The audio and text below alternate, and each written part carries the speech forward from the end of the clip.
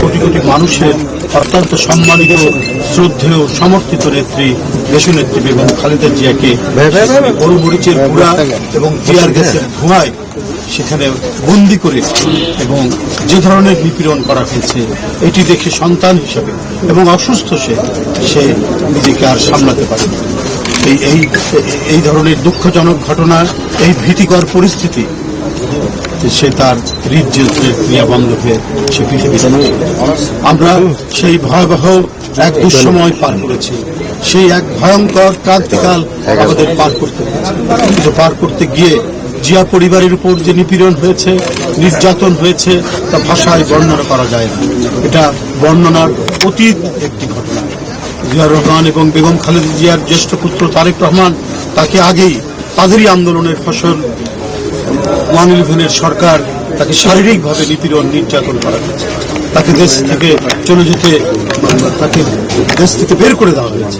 একরকম এই ধরনের বাধ্যতামূলক আচরণ করেছে। তারপরে লন্ডনে গিয়ে সেখানে তিনি চিকিৎসাধীন ছিলেন, সেখান থেকে চেষ্টা করেছেন এদেশে গণতন্ত্র ফেরানো।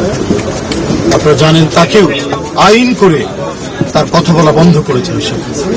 সে যাতে ফিরতে না পারে তাই একের পর এক মিথ্যা মামলা দিয়ে সাজা দিয়ে যাচ্ছে। মানে নিপীড়নের এমন কোনো ধারালো অস্ত্র নেই যেটা জিয়া পরিবারের উপর সেটা নামিয়ে নিয়ে আসা হয়নি। দেশনেত্রী বেগম খালেদা জিয়া, জ্যেষ্ঠ পুত্র তারেক রহমান এবং আরাফাত রহমান কেউ শান্তিতে এবং নিজ গৃহে বসবাস করতে পারে।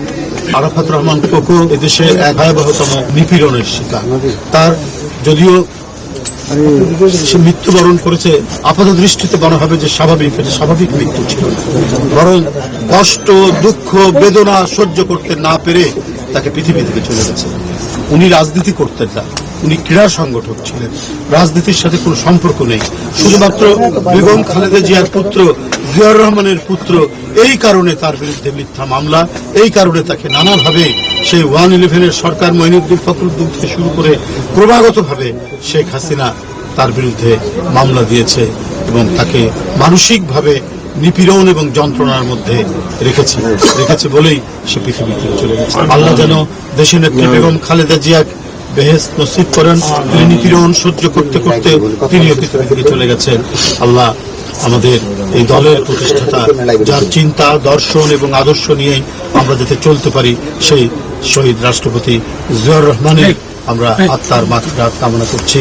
আমরা সুস্থতা কামনা করছি আমাদের দলের চেয়ারম্যান জনাব তারেক রহমানকে, যিনি বিভিন্ন ধরনের স্বৈরাচারী সরকারের অনিয়ম, নিপীড়ন, নির্যাতন ভোগ করার পরেও দলের যে নেতৃত্ব দৃঢ়তার সাথে, দৃঢ় প্রত্যয়ের সাথে দিয়ে যাচ্ছেন, এই জন্য আমরা তার দীর্ঘ হাত দ্বারাজ কামনা করছি। তিনি দীর্ঘায়ু হন এবং এদেশের জাতীয়তাবাদী শক্তি, দেশপ্রেমিক শক্তি এবং স্বাধীনতা সার্বভৌমত্বে যারা বিশ্বাস করে, সেই শক্তির পক্ষে তার যে অটুট নেতৃত্ব, সেই নেতৃত্ব যাতে তিনি দিয়ে যান।